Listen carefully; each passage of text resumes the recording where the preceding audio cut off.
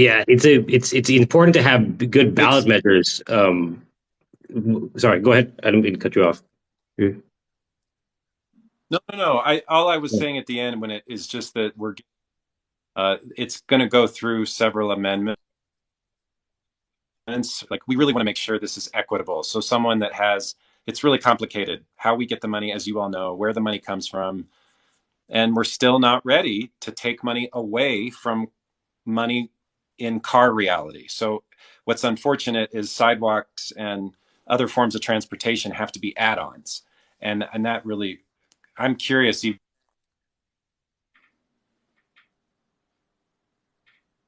to your thoughts on just how you all process walking and bike mobility and transit always have to be seen as add-on, as extra, as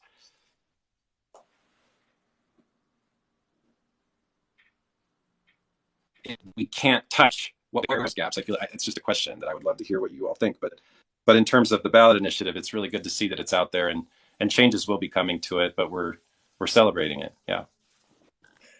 Yeah, Thanks. one of the you made a really interesting point there because I read a couple of great articles that talk about a lot of pedestrian infrastructure is actually car infrastructure. So when they'll build these bridge overpasses where pedestrians will walk over a bit really busy road, and they say like, oh yeah, it is a safety improvement, right? But the whole point of that project is just to get them way out of the cars so you can have 8 lanes of car traffic still ripping through the middle of the city. So when these kind of projects, I think they do have to be a little bit more fundamental. It has to be, well, for me, it always comes back down to, what purpose do you want for the travel service, right? If you want a road, do you want a street, right? Because if you tell me, hey, I want an efficient road that moves traffic from one side of this city to the other, we can do that. A car might be at the center of it, but you can have plenty of room for other forms of transit.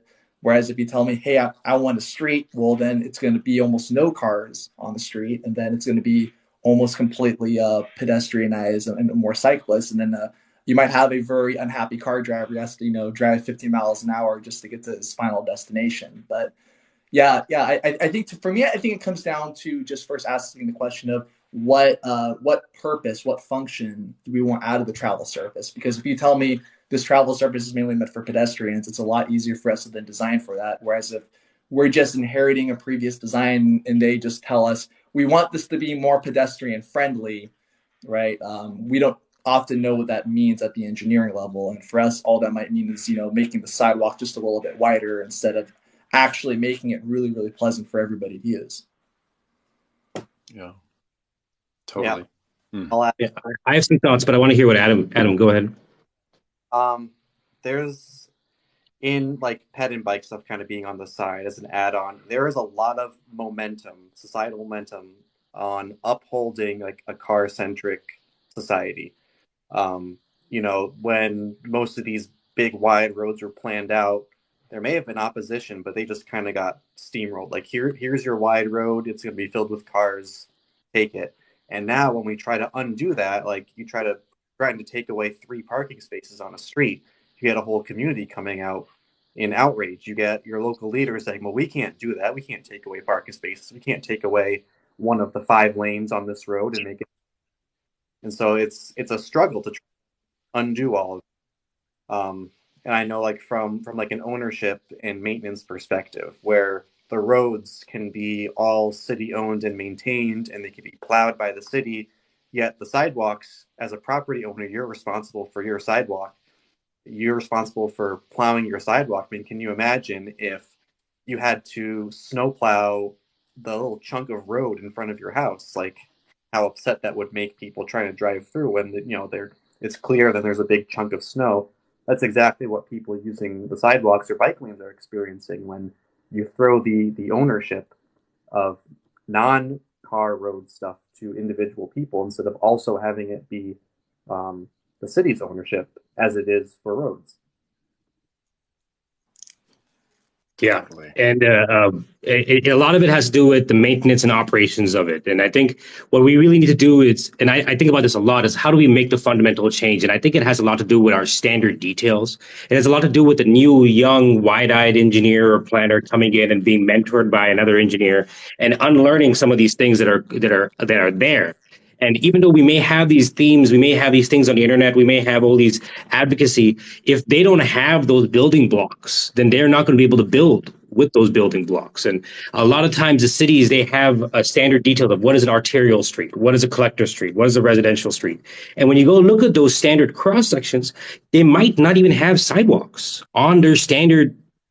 What is an arterial road may not even have a sidewalk on the side of it. And so that sidewalk is not going to get built when they do an arterial road if it's not part of their standard detail.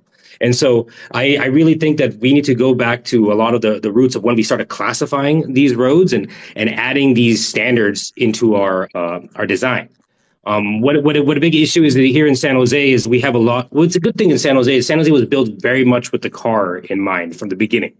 All of our roads are wide. I know a lot of Denver is built this way as well. And so we have a lot of real estate to adjust, but that real estate's got to come from someplace. Is it going to come from behind the property line, or behind the side, back of sidewalk, from the property line? Is it going to come from the sidewalk? Is it going to come from the road? And we don't have a lot of space sometimes if we built out all the way up to the property line. So then it starts to come from the road. And so we're dealing with a lot of those conversations now about road diets, about building density and more. But where in a lot of other cities, they may get that real estate from behind the sidewalk. There may be extra space there. They may get that space from some other means, and they can add that kind of stuff while still maintaining the multiple lanes of car infrastructure.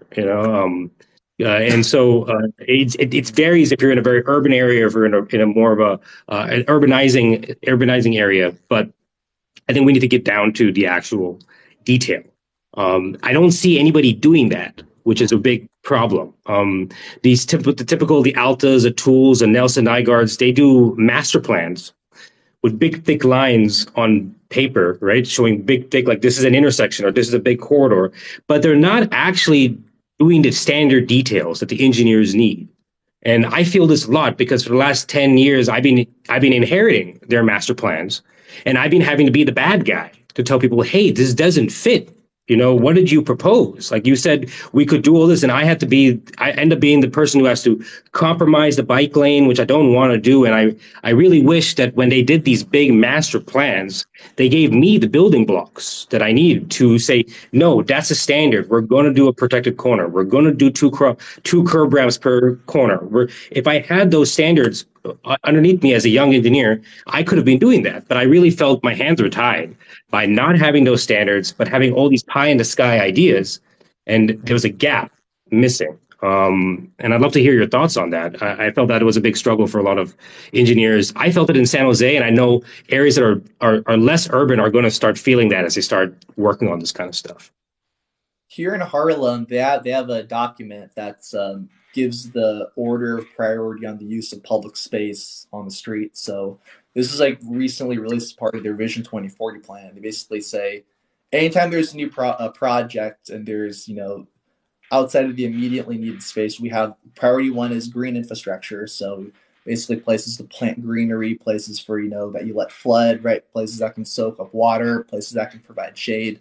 Then you have mobility, starting with pedestrians, then cyclists, basically everything else, and then drivers. And then at the very, very bottom is car parking, right? So that I thought that was interesting because when you get into situations, in Harlem where, you're trying to fit everything in, well, Harlem itself has a very handy guide you can refer to and says, well, according to the city of Harlem, the first thing that has to go is your car parking. Sorry, I'm not the bad guy. That's what the city of Harlem said. And that's literally in their orders of priority.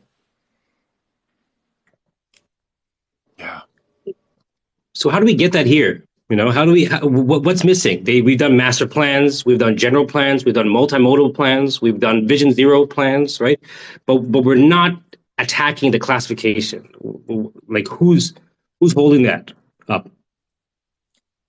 I think a lot of it just comes down to local leadership because I think that a lot of maybe city councils and the local bodies like the metropolitan the metropolitan planning organizations, they have a lot more power, I think, than they let on because you have cities like Carmel and Indiana where somehow they were able to turn all of their signals into roundabouts, within 10 to 15 years. But that takes somebody at the local level having a lot of political energy to start this kind of effort, and then they'll work with the proper kind of engineer. So I think the first side of the equation is you need to have very motivated local political leadership with a clear vision, right? On the other side of the equation, you need talented professionals, right? And I think, and I mean, I talk about this a lot. I read an article about it, but I think one thing engineers need is a lot more education on this kind of things, because we only take so many transportation classes, and we have a lot more. That's one reason why I went to the Netherlands, is because I wanted to get that transportation knowledge that just wasn't offered at the university level for me. Yeah, I think the university is really lacking. I got a master's in transportation engineering, and I got the master's when I actually was training another engineer. So the engineer, there's an engineer that I was training that was my right hand person. I was right above them, and we both were getting the masters together at the same time. And I remember sitting in class, and we're doing a geometric class and doing stuff, and I was like, "Hey, don't write that down. I'm going to train you better when we actually have to do that project," because the teacher was teaching some nonsense.